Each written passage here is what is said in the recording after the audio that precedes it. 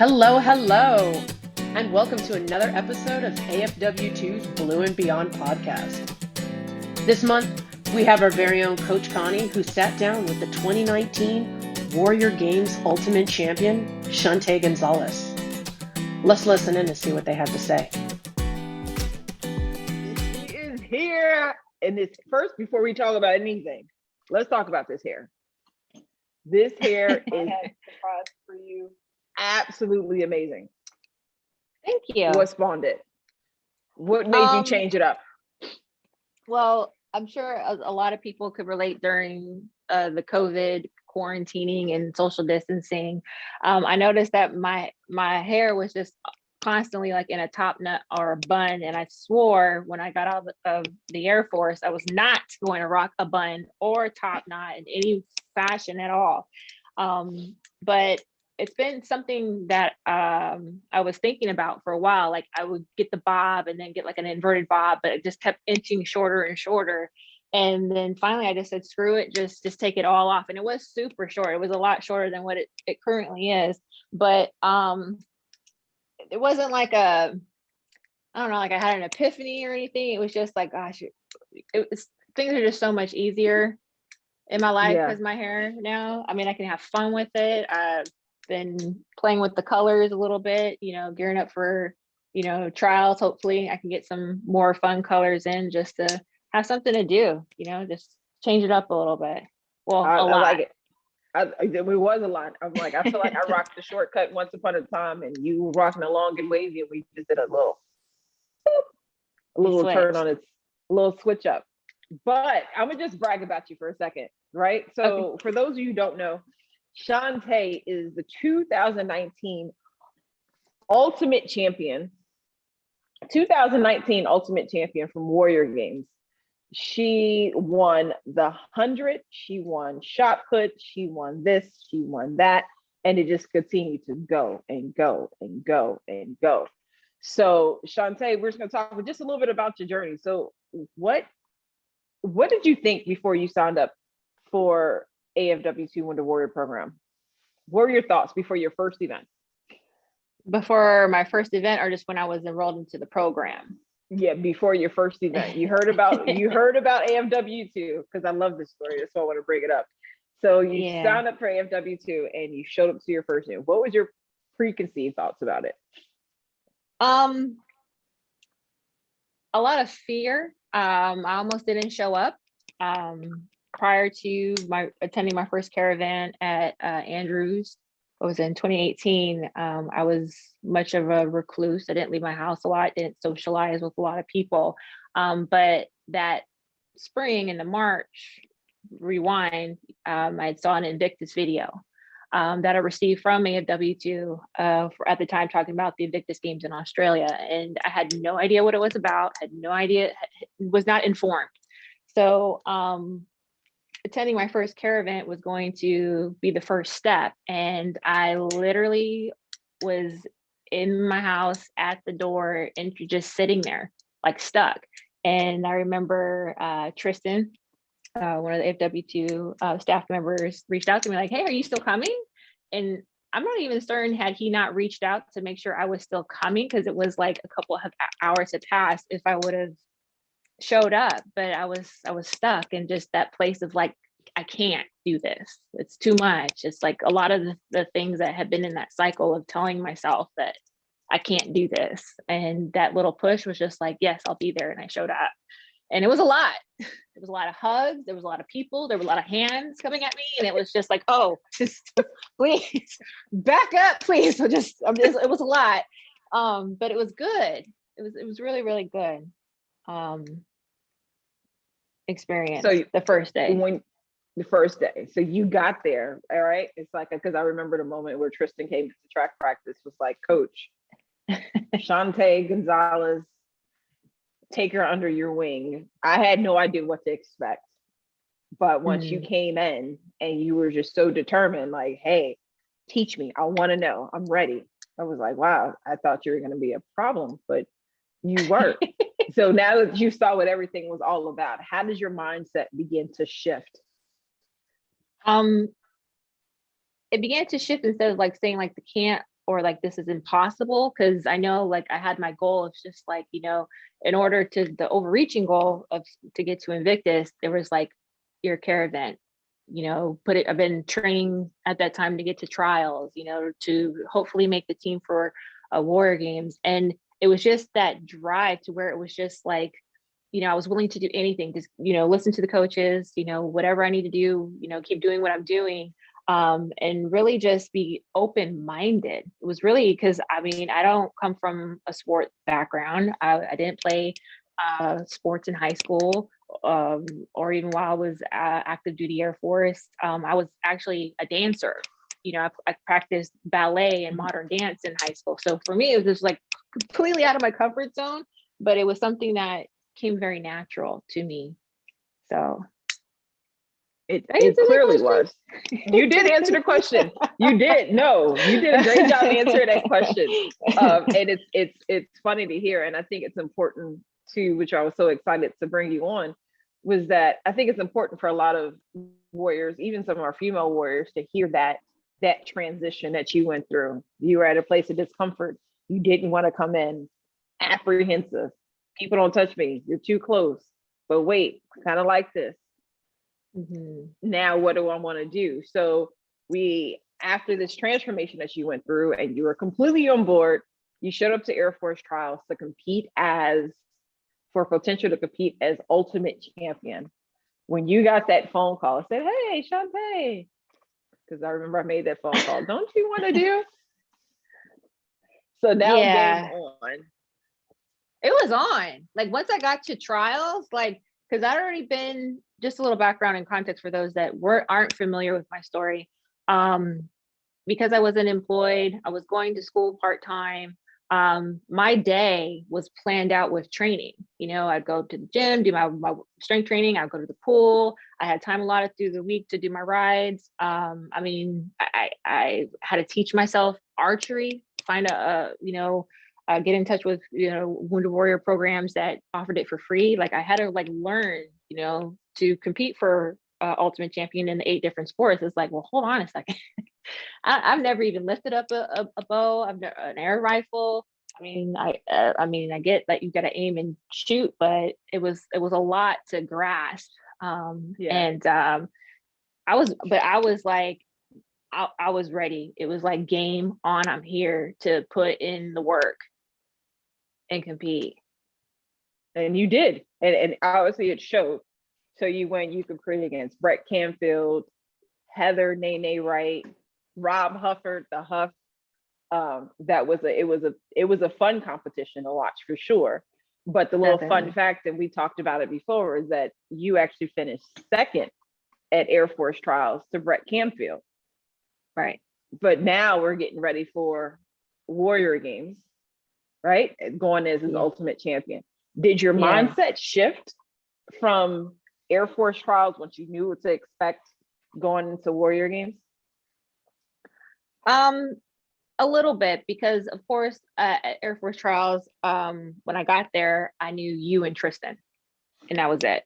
I didn't know anyone. And then got there, met more people, and got a little bit more insight to where, okay, this is what the trials experience is like, but I got some insight from the athletes who had competed at Warrior Games, Smitty, Rob, Brett, and Kristen, like anyone I can get in their ear a little bit, just to share a little bit of pieces of what it's really like, because now you have the other sister services that you're competing against in the other countries, so it's just like a bigger platform. But all it did for me to transition was to make my mindset set bigger, to think outside the box a little bigger. And what not necessarily that there's more competition, because I never really focused on like the numbers that, I would have my boy Brett always constantly like, well, there's this so-and-so, Sally's going to be there. And for me, it was just like, I had the blinders on, and that was good information to know, but I was not concerned because I was on a mission. I just had to be like, okay, they're people just like me, but I can only control what I can control. And I'm here to compete and do the work. Oh, and I love it. So when did you know at Warrior Games? Because it was tight. So you saw everyone like taking these notes. Okay, what's the point score? When did you know that you secured the title as Ultimate Champion? I found out for sure. It was I can't remember which day of the competition it was, but it was after the my swimming event, the 50-meter freestyle event. And I was interviewed. Oh gosh, her name's escaping me. Callie's other half. Rachel. I don't remember her name. Rachel. She was there by the pool, like she was right there, like right afterwards. And it was just like, because of course this was my last like event that I had to do. I mean, but at that point I wasn't sure how close we were in the points, but it was just pretty much she gave me the insight. Well, you pretty much just had to get in the water. Like you got to just get in and complete it, and it was done, and take my points and take my place. But she shared it with me, and we had like a moment, and it was just like, holy crap, I did just win it, and it was like, Yeah. I don't know, it was really surreal, but it was crazy. But I just remember she was just oh my God, she was smiling and like, oh my God. But it wasn't real, like it still wasn't like, is it for real? Like, did I really? But she was like, yeah, you did, and by a lot, but by how much I didn't know.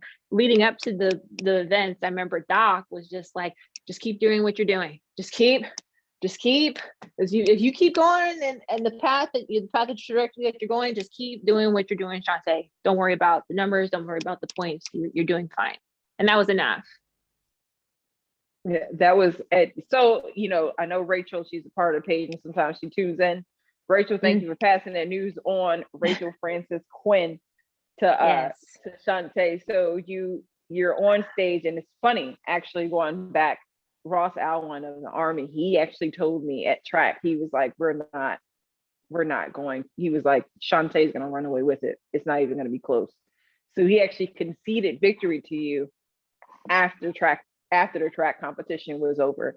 So as coming from, because sometimes we have to think a little bit differently as women. And with today being Women's International Day, what's up, women of AFW2? But you're coming into this competition, and this is, in some ways seemingly supposed to be a man's race. Sure. But here you are, and you came in and took over. Did you have any thoughts about that? Just coming from the perspective as a woman competing with men? I knew they were my competition, but I was game. Like, let's do it. Like, let's do the dance. I'm on.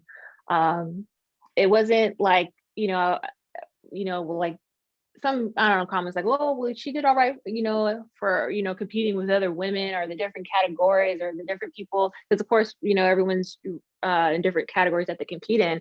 But I mean, every warrior was my competition, even those that weren't in the Ultimate Champion running, even from the other sister services in other nations. But the support from both the men and the women, like from day one, even when we had like our week of training and got to meet the athletes, and it was just like, I was rooting for everybody, but of course there was one winner. And, I was out to, my mantra, we can get into it later, but I have my own mantra where it's just like, wish everybody luck, do your best, but I'm coming to do my best too, and I was hungry, and it was an amazing experience. Like learn like, the memories that I can remember and reflect on that are related to a feeling, and the adrenaline that I feel, even feeling now with my heart, racing, just thinking about it. It was just that more push, just to kind of just see it through. Like, I can do this. I will do this. It's happening. Yes. It's like you manifested it, and you spoke it into it. I was about to say Invictus, because that was my next question, into existence. But now we fast forward ahead. Invictus, that was once upon a time Invictus 2020 to 21. Now to Invictus 2022. How are you managing that? How are you managing? I'm getting ready for Air Force trials, to Warrior Games, and now preparing for your first Invictus team.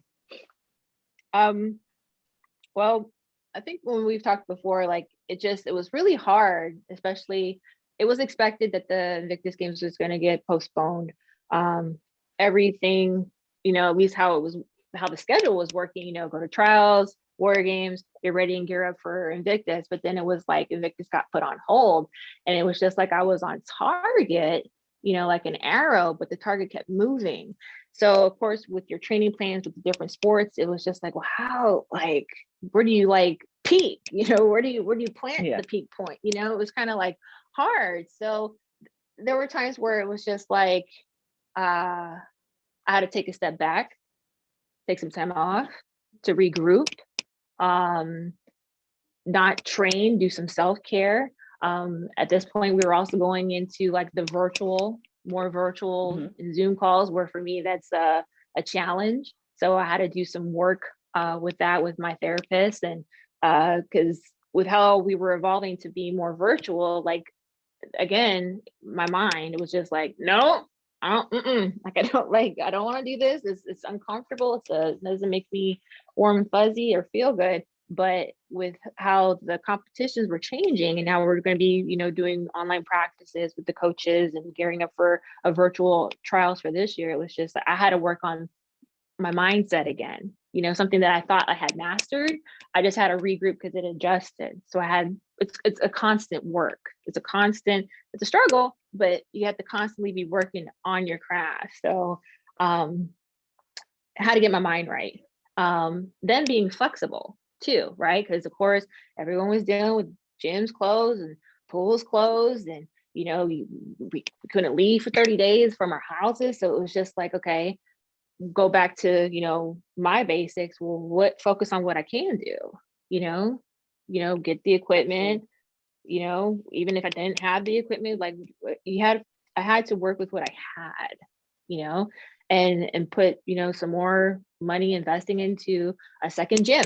I had just one little area in my my basement that's now been converted to the cardio room and recovery mobility room, and my half of my gym I took from one of my vehicles, and that's where I do my weight training, because I still had to train. I couldn't just stop because the rest of the world was paused. Like, I had to keep at it. So and this is the other part that I kind of want to get into. So obviously, like, you're at work right now. Yes, I'm on my lunch break. Lunch break. So she's not like, oh, Christy Curry said you're so inspiring. They came from Christy Curry. Thank you, Christy. But you're working. You're a mom, full-time wife, full-time athlete. Like, where's the balance? Like, how do you juggle that? It's hard for me to be a full-time person. So, but you're hard. Like all these people. I'm gonna tell you, gearing up for Warrior Games, I was a full-time athlete and a full-time student, and then I graduated with my master's in 2019 in May, right before Warrior Games. So then, like, school was out the mix, but then I got hired with the Department of the Navy to work with the Marine Corps. So, even when I started my job, as a civil servant, and it's like, hey, I'm Chunte Gonzalez, but I'm the ultimate champion, DoD warrior. Like, I tell my story anytime anyone gives me an opportunity, and I'm an athlete. Yes, I'm a mom.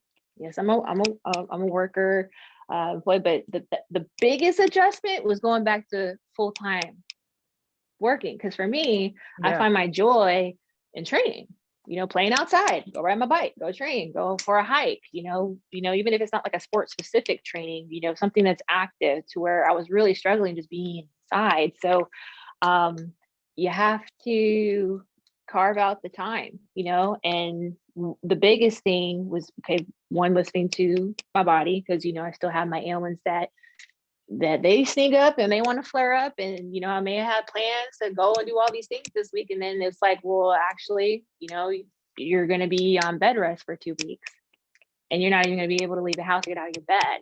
But as soon as my body was feeling good to adjust and adapt, I was back to it. So always listening to my body, looking at quality over quantity. So it was never like, just looking at my training schedule, because I have my whiteboard in my gym and my journals, and I track, but it was never like, as a failure, like, well, shoot, I had all these things planned and all this time I had to fit into, a 7-day week. but I kind of look at how my schedule is color coded with my sports and the events. And it's just like, can I at least hit everything twice, and then like the track and the cycling and what's the other, swimming, which was completely taken away. I don't have a pool, but there's other exercises and movements that kind of overlap into each other to at least hit each of those twice. And try to fit it in where there's times where I'm not needed with my family, like, because of course everybody was at home.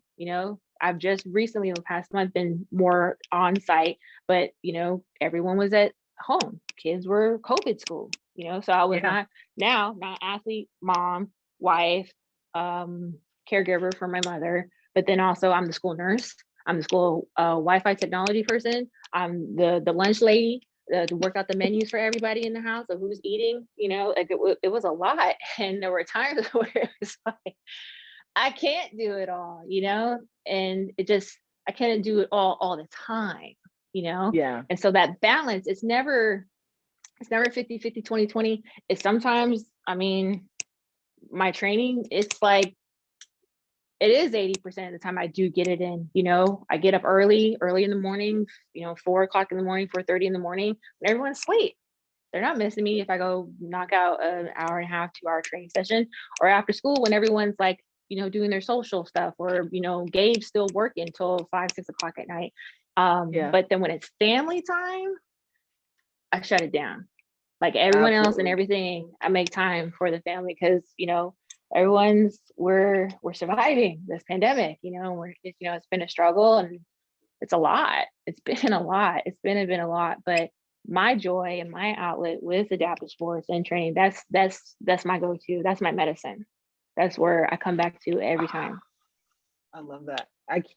So every time I look down, so you guys know, I use the emojis at the bottom like crazy on a Facebook Live. So if you hear some jewels or gems being dropped, then please do so. But I love what you're saying about use adaptive sports as your medicine. I love what you said about quality over quantity. It is something that that I preach in training often, but it applies in so many different facets of life.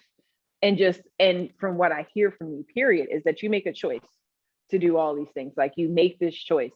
And this is again, why I was so excited about talking to you, is because you make an active and conscious decision on what you're going to do with your life, right? Or how you're going to balance out training in this. It's like you're like team no excuses. It's like, if I can do it, but it's just finding that balance. So with that being said, because we have Christy Curry, watching, we have Marjorie Hinkle watching, of course your boy Tristan is giving you shout outs all over. Billy Black is tuning in, and not just to our female warriors, but to our warriors in general. What words of wisdom can the ultimate champion from 2019 impart onto our warriors? Be open mind, have an open mind, as wounded warriors, is, we have all of our stories are different, but we all share something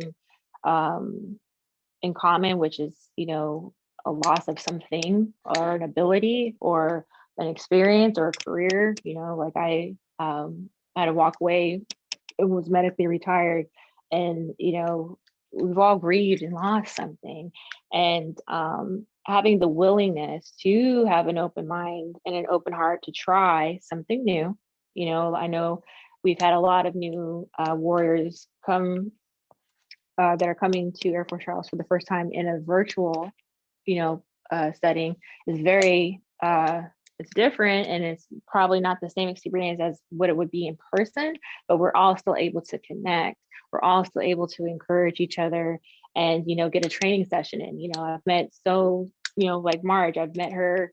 I'm not sure if it was the track practice or the cycling practice when I first was seeing her, but she was there, every day. And then hearing the other words like every day. And I'm like, that's what I'm talking about. She shows up. That's the hardest part, is showing up. And I admire that, because just as, hard as it is for me to show up every day, like everyone can share that similarity of where it's just like, God, there's days where you just don't want to. And you could, it is so easy, like, nope, not today, not doing it. But then we do, because it's just like, well, who's going to be at the training session on Zoom? Let me hop on in there and see who's in there and get a good training session and encourage other people or give some advice and tips to people too. So we're still able to connect and share a bond with each other, which is amazing. Another thing is focus what you can control. There's a lot, and those that know me, I don't really focus on what you can't. That's obvious. Like, what you can't do. There's things that are beyond your control that it's not even worth the breath of the time or the ounce of effort of your soul to sit there and focus and dwell on what can't be. But focus on what you can in any way, and think outside the box of what you're able to do,